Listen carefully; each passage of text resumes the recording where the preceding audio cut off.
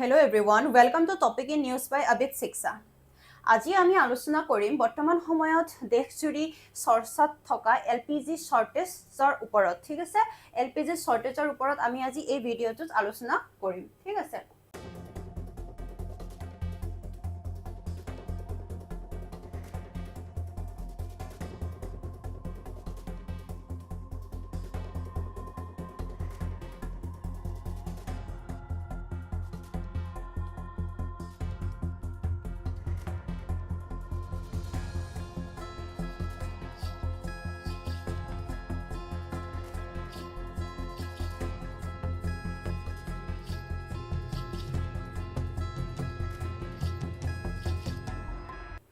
So, কল্পনা কৰক যে আপুনি আপোনাৰ প্ৰিয় ৰেষ্টুৰেণ্টখনত গৈছে আৰু তেওঁলোকৰ পাকঘৰ বন্ধ এয়া কোনো ষ্ট্ৰাইকৰ কাৰণে নহয় বৰঞ্চ তেওঁলোকৰ ওচৰত ৰান্ধিবলৈ গেছ নাই কিন্তু বৰ্তমান সময়ত আজিৰ দিনত অৰ্থাৎ এয়া মাৰ্চ মাহ 2026 চন আজিৰ দিনত যদি আমি চাওঁ এয়া কোনো কল্পনা হৈ থকা নাই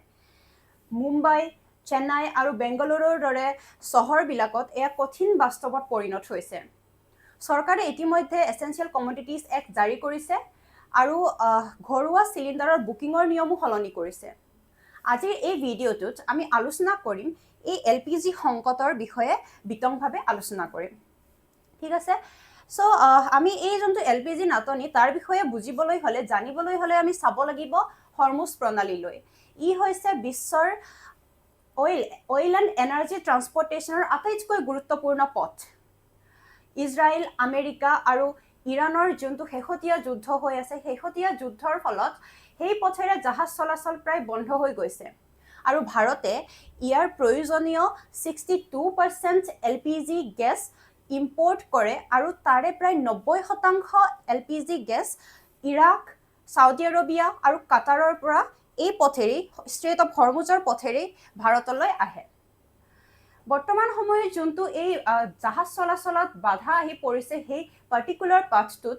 তাৰ ফলত আমাৰ যোনটো যোগান ব্যৱস্থা এলপিজিৰ যোনটো যোগান ব্যৱস্থা তাতো নাটনিৰ সৃষ্টি হৈছে তাত হেতু ব্যাহত হৈছে আৰু যোনটো পৰিবহন কষ্ট আছে পৰিবহনৰ যোনটো কষ্ট আছে সেই কষ্টটো ভালেখিনি বৃদ্ধি পোৱা আমি দেখিবলৈ পাইছো ঠিক আছে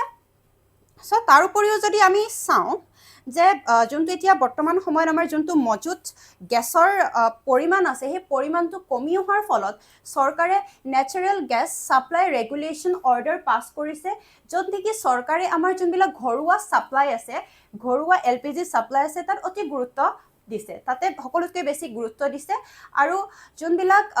কাৰখানা আছে যোনবিলাক কাৰখানা বা কমাৰ্চিয়েল সেক্টৰ আছে তাত আমি দেখিবলৈ পাইছো যে তাৰ যোনটো কমাৰ্চিয়েল গেছৰ যোগান হেতু কাটি দিছে যাতে আমাৰ যোনটো ঘৰুৱা যোগানটোত ঠিক ৰাখিব পাৰে ইয়াৰ বাবে হোটেল ৰেষ্টুৰেণ্ট আৰু সৰু সৰু যোনবিলাক চাহৰ দোকান আছে সেই সৰু সৰু চাহৰ দোকানবিলাকত খুব সংকটত পৰা আমি দেখিবলৈ পাইছো গুৱাহাটীত ইতিমধ্যে কমাৰ্চিয়েল যোনটো এলপিজি চিলিণ্ডাৰৰ দাম প্ৰায় 146 টকালৈ বৃদ্ধি হোৱা দেখিবলৈ পাইছো বৰ্তমান সময়ত আৰু যদি চাওঁ যদি যোনটো এলপিজি ডমেষ্টিক এলপিজি বুকিঙৰ যোনটো নিয়ম সলনি কৰিছে চৰকাৰে আগতে 21 দিনৰ মূৰে মূৰে যোনটো আপোনালোকে বুক কৰিব পাৰিছিলে তাৰ পৰিৱৰ্তে এতিয়া প্ৰায় 25 দিনৰ এতিয়া 25 দিনৰ মূৰতহে আপুনি এলপিজি বুকিং কৰিব পাৰিব এই যদি নাটনিটো আমি চাওঁ এই নাটনিটো কেৱল এটা নাটনিৰ সমস্যা হৈ থকা নাই এলপিজি গেছৰ নাটনি সমস্যা হৈ থকা নাই এয়া মূল্য বৃদ্ধিৰো সমস্যা হৈছে বৰ্তমান সময়ত আজিৰ দিনটোত যদি আমি চাওঁ ডমেষ্টিক এলপিজি চিলিণ্ডাৰ অৰ্থাৎ ঘৰুৱা এলপিজি চিলিণ্ডাৰৰ দাম প্ৰায় 60 টকালৈ বৃদ্ধি পাইছে আৰু যেহেতু কমাৰ্চিয়েল ইতিমধ্যে আমি ক'লো যোনটো কমাৰ্চিয়েল এলপিজিৰ চিলিণ্ডাৰ তাৰে দাম প্ৰায় 146 টকালৈ বৃদ্ধি পাইছে আৰু সাৰ কাৰখানাসমূহতো যেহেতু গেছৰ ব্যৱহাৰ হয় আৰু সেই